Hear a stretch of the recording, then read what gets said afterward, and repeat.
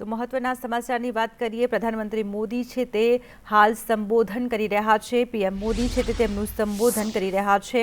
Honorable judges of the Supreme Court of India, Chief Justice of High Courts, distinguished guests, उपस्थित अन्य सभी महानुभाव, देवी और सज्जनों, राज्य के मुख्यमंत्रियों और हाई कोर्ट के मुख्य न्यायाधीशों की ये जॉइंट कॉन्फ्रेंस हमारी संवैधानिक खूबसूरती का सजीव चित्रण है। मुझे खुशी है कि इस अवसर पर मुझे भी आप सबके बीच कुछ पल बिताने का अवसर मिला है।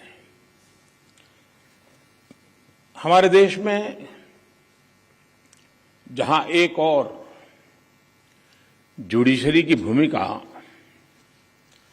संविधान संरक्षक की है, वहीं लेजिस्लेचर नागरिकों की आकांक्षाओं का प्रतिनिधित्व करता है।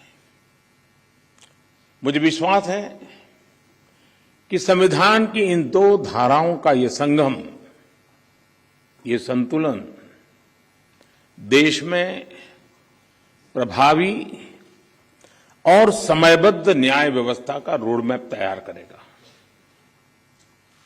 मैं आप सभी को इस आयोजन के लिए हृदय से शुभकामनाएं देता हूं। साथियों, मुख्यमंत्रियों और मुख्य न्यायाधीशों की ज्वाइंट कॉन्फ्रेंस पहले भी होती आई है और उनसे हमेशा देश के लिए कुछ न कुछ नए विचार भी निकले हैं।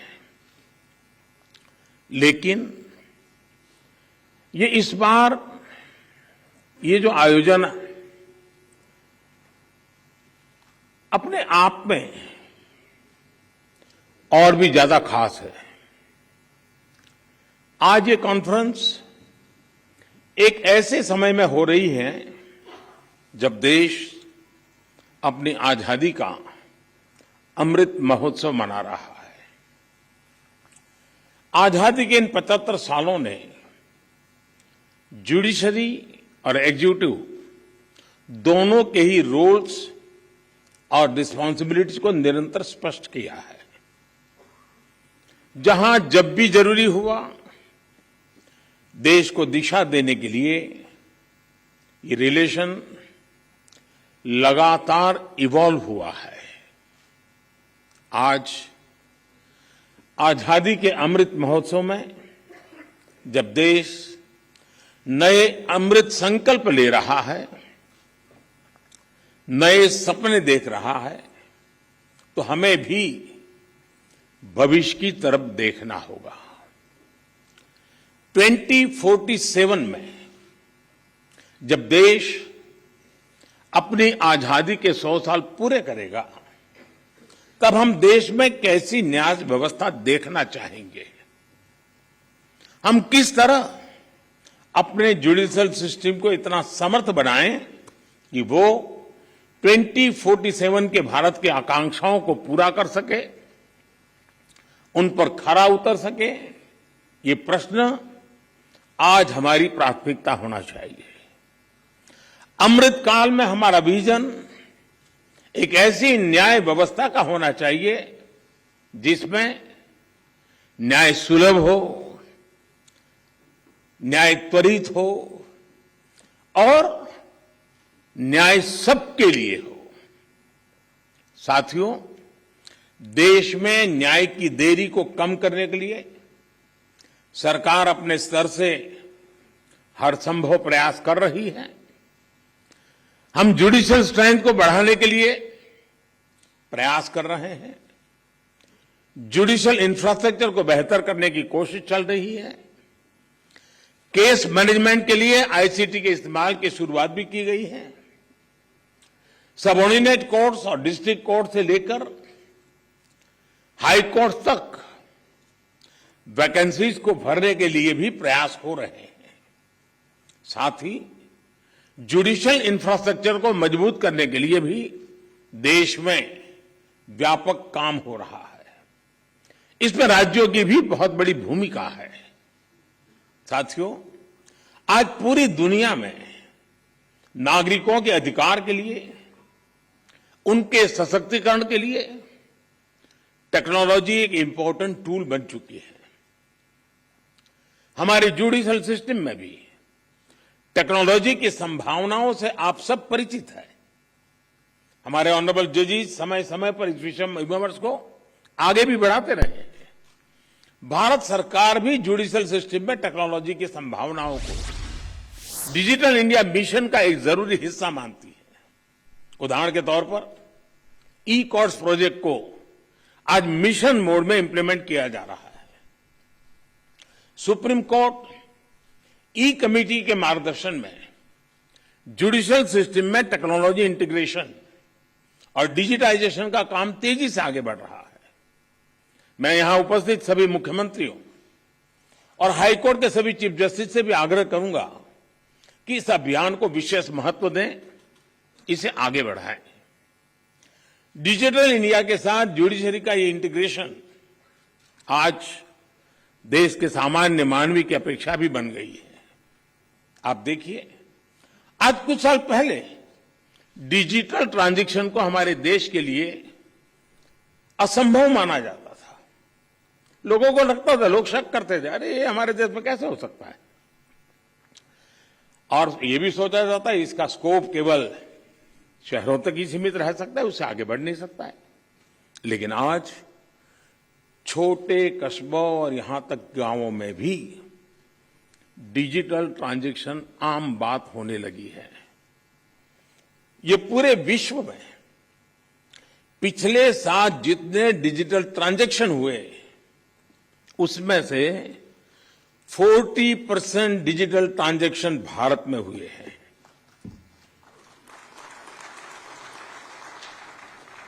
सरकार से जुड़ी वो सेवाएं जिनके लिए पहले नागरिकों को महीनों ऑफिस के चक्कर काटने पड़ते थे, वो अब मोबाइल पर अवेलेबल हो रही है। ऐसे में स्वाभाविक है जिस नागरिक को सेवाएं और सुविधाएं ऑनलाइन उपलब्ध हो रही हैं, वो न्याय के अधिकार को लेकर भी वैसे ही अपेक्षाएं करेगा। साथियों, आज जब हम टेक्नोलॉजी और फ्यूचरिस्टिक अप्रोच की बात कर रहे हैं, तो इसका एक important aspect tech friendly human resources भी है। टेक्नोलॉजी आज युवाओं के जीवन का स्वाभाविक हिस्सा है। यह हमें सुनिश्चित करना है कि युवाओं की एक्सपर्टाइज, उनकी प्रोफेशनल स्ट्रेंथ कैसे बने। आजकल कई देशों में लॉ यूनिवर्सिटीज में blockchains, electronic discovery, cyber security, robotics, artificial intelligence और बायो एथिक्स जैसे विषय पढ़ाए जा रहे हैं। हमारे देश में भी legal education in international standard के मुताबिक हो, यह हम सबकी जिम्मेदारी है। इसके लिए हमें मिलकर प्रयास करने होंगे। साथियों, हमारे शास्त्रों में कहा गया है, न्यायमूलम स्वराज्यम स्यात्, अर्थात किसी भी देश में स्वराज का आधार न्याय होता है। इसलिए न्याय जनता से जुड़ा होना चाहिए, जनता की भाषा में होना चाहिए। जब तक न्याय के आधार को सामान्य मानवी नहीं समझता, उसके लिए न्याय और राजकीय आदेश में बहुत फर्क नहीं होता है। मैं इन दिनों सरकार में एक विषय पे थोड़ा दिमाग खपा रहा हूं। दुनिया के कई देश ऐसे हैं कि जहां कानून बनाते हैं तो एक तो लीगल टर्मिनोलॉजी में कानून होता है, लेकिन उसके साथ एक और कानून का रूप भी रखा जाता है जो लोक भाषा में होता है, सामान्य मानवी की भाषा में होता है, और दोनों मान्य होते हैं। और उसके कारण सामान्य मानवी को कानूनी चीजों को समझने में न्याय के दरवाजे खटखटाने की जरूरत नहीं पड़ती है।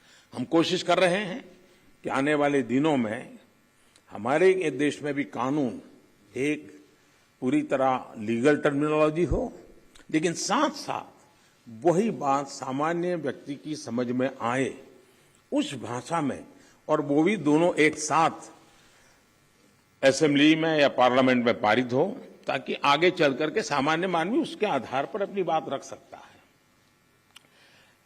दुनिया के कई देशों में ये परंपरा है। अभी मैंने एक टोली बनाई है, वो उसका अध्ययन कर रही है। साथियों, हमारे देश में आज भी हाई कोर्ट्स और सुप्रीम कोर्ट की सारी कार्यवाही इंग्लिश में होती है, और मुझे अच्छा लगा सीजेआई ने स्वयं ने इस विषय को स्पर्श किया। तो कल अखबारों को पॉजिटिव खबर का अवसर तो मिलेगा अगर उठा ले तो।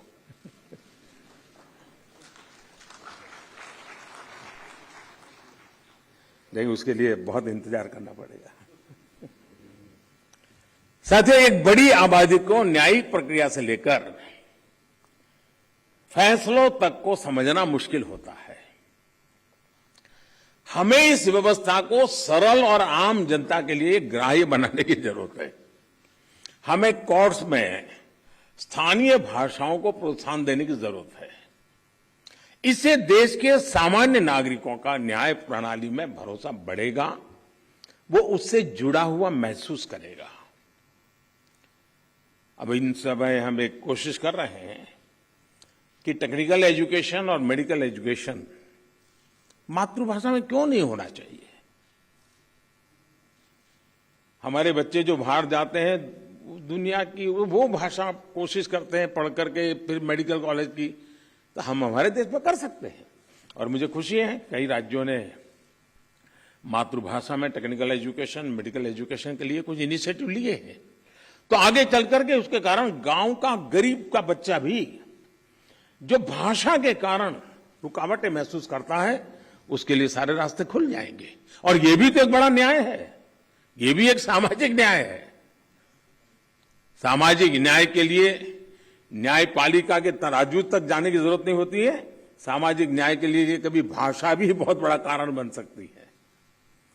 साथियों, एक गंभीर विषय सामान्य आदमी के लिए कानून की पेचीदगियां भी है। 2015 में हमने करीब 1800 ऐसे कानूनों को चिन्हित किया था जो अप्रासंगिक हो चुके थे।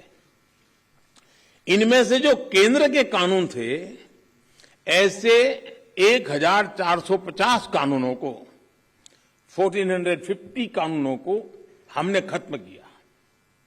लेकिन राज्यों की तरफ से केवल 75 कानून ही खत्म किए गए हैं। मैं आज सब यदि आदरणीय मुख्यमंत्रीगण यहां बैठे हैं, मैं आपसे बहुत आग्रह करता हूं कि अपने राज्य के नागरिकों के अधिकारों के लिए, उनकी ईज ऑफ लिविंग के लिए आपके यहां भी ये कानूनों का इतना बड़ा जाल बना हुआ है, काल बाह्य कानूनों में लोग फंसे पड़े हैं, उन कानूनों को निरस्त करने की दिशा में आप कदम उठाइए। लोग बहुत आशीर्वाद देंगे जी। साथियों, न्यायिक सुधार केवल एक नीतिगत विषय या पॉलिसी मैटर ही नहीं है। देश में लंबित करोड़ों केसेस के लिए पॉलिसी से लेकर टेक्नोलॉजी तक हर संभव प्रयास देश में हो रहे हैं, और हमने बार बार इसकी चर्चा भी की है।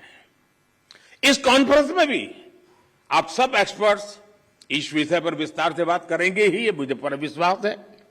और मैं शायद बहुत लंबे अरसे तक इस मीटिंग में बैठा हुआ हूं। शायद जजीज को ऐसी मीटिंग में आने का जितना अवसर मिला होगा उससे ज्यादा मुझे मिला है, क्योंकि मैं कई वर्षों तक मुख्यमंत्री के रूप में इस कॉन्फ्रेंस में आता रहता था। अब यहां बैठना मौका आ गया है तो यहां से आता रहता हूं। तो एक प्रकार से मैं इस महफिल में सीनियर हूं।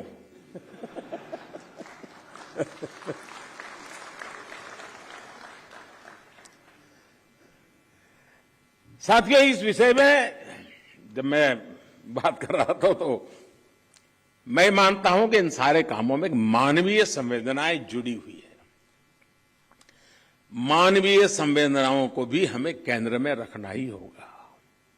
आज देश में करीब 3.5 लाख प्रिजनर्स ऐसे हैं जो अंडर ट्रायल है और जेल में है। इनमें से अधिकांश लोग गरीब या सामान्य परिवारों से। हर जिले में डिस्ट्रिक्ट जज की अध्यक्षता में एक कमेटी होती है ताकि इन केसेस की समीक्षा हो सके, जहां संभव हो बेल पर उन्हें रिहा किया जा सके। मैं सभी मुख्यमंत्रियों और हाई कोर्ट के जजेस से अपील करूंगा कि मानवीय उन संवेदनाओं और कानून के आधार पर इन मामलों को भी अगर संभव हो तो प्राथमिकता दी जाए। इसी तरह न्यायालयों में और खासकर स्थानीय स्तर पर लंबित मामलों के समाधान के लिए मध्यस्थता, मीडिएशन भी एक महत्वपूर्ण जरिया है। हमारे समाज में तो मध्यस्थता के जरिए विवादों के समाधान की हजारों साल पुरानी परंपरा है। आपसी सहमति और परस्पर भागीदारी ये न्याय की अपनी एक अलग मानवीय अवधारणा है। अगर हम देखें तो हमारे समाज का वो स्वभाव कहीं न कहीं अभी भी बना हुआ है। हमने हमारी उन परंपराओं को खोया नहीं है। हमें इस लोकतांत्रिक व्यवस्था को मजबूत बनाने की जरूरत है। और जैसे चीफ साहब ने ललित जी की तारीफ की, मैं भी करना चाहूंगा। उन्होंने पूरे देश में भ्रमण किया